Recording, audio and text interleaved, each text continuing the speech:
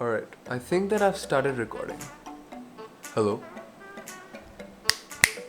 Hello? Alright, I think it's good to go. Before starting off this video, as you all know, we have to stay hydrated.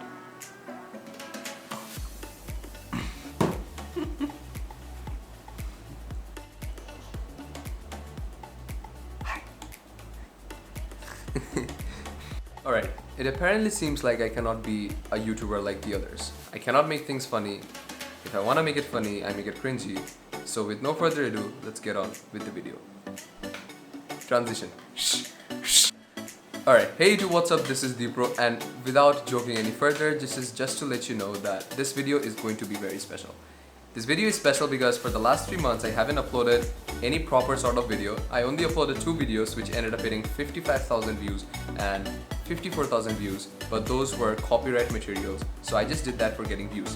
So jokes aside, I have come back with a college application video that might be very helpful for you guys because the college application season is coming up. And trust me when I say this. When I say that you have to write an essay for your college application, it does not mean that you have to write about yourself. It does not mean that you just have to write about those typical kindergarten essays that you normally write. It is way more than that. And trust me when I say this. I wrote 154 essays during my college applications. 154.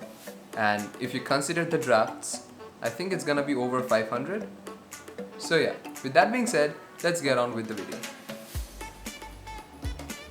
Yeah man, I can do it great. So first things first, if you're applying to the US, forget the other countries, they suck. But just kidding. If you apply to the US, you have to come up with the common application. And in the common application, there is this one essay which is known as the personal essay, which holds a lot of bulk to your entire application.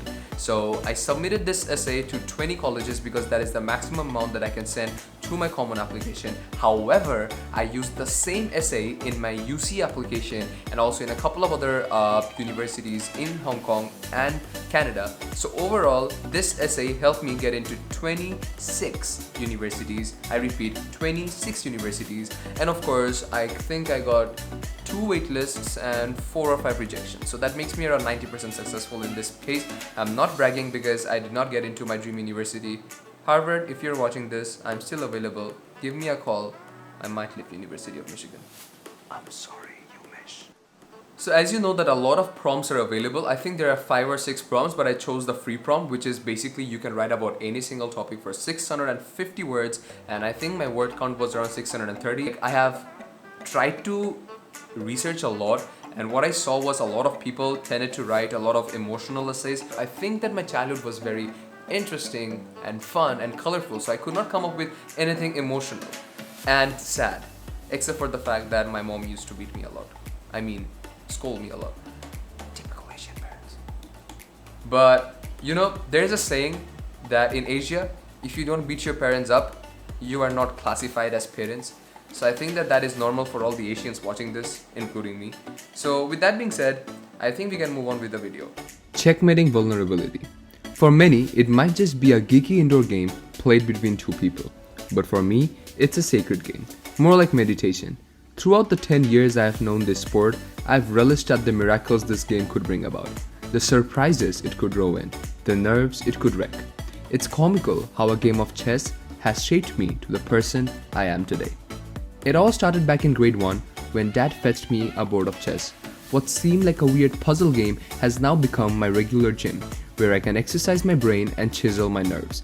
No sooner had I started participating in online chess contests, winning with pride but losing with redemption. Soon, this game turned out to be my daily necessity, giving me more than just victories, teaching me more than just giving checkmates. The novelty of this game lies in the art of sacrifice. Chess has shown me that in order to achieve something big, you have to give up something small. Victory and success always arrive in the expense of certain things. These can range from sacrificing a pawn in the game to blood, sweat, and tears in the real world. Again, the various ways different troops move is a symbol of the various routes you have to take in life to move forward. At the end of the day, our goal is simple: to protect the king, our dreams and aspirations from the opponent. Sometimes the opponent sits right in front of you, and sometimes the opponent lies within you. There's a really thin line between life and a game of chess. Whenever I execute a move, I usually think 2 or 3 steps forward in my brain, calculating the probabilities and assuming the impending dangers. This has especially helped me in my programming life, where I was able to dive deep into the codes and ensure that I don't step back. Even a single bad move ends it all. Just imagine a 1 replaced by a 0. The entire ecosystem of the code changes.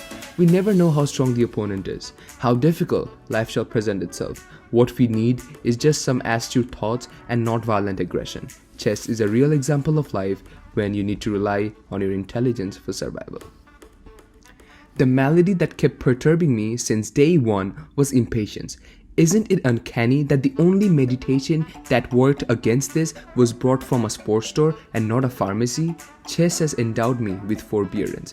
Even in the real world, when I feel my concentration slowly drifting away into another direction, I try to convert my surrounding into a game of chess and move forward with a sense of calm. Every time, it works flawlessly.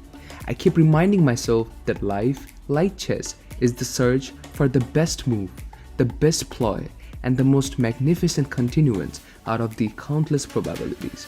If I walk down the memory lane, I see an impatient, fidgety Dipro, procrastinating with his life, being ignorant to the thing that seemed less important. Had I not encountered with this board of wonder, I would still be blind and deaf to my surroundings. Even the weakest of them all, the mighty pawn, can cause the opposing king to sink to his knees, a clear indication that even the smallest of our actions, the aspects that seem less important, can have the biggest impact. Many say that continuously engaging in games can lead to poor performance. Well, in my case, I have played my way to be who I am today and overcame a vulnerable me. Any regrets? I just wished Dad had given me the chessboard a couple of years earlier.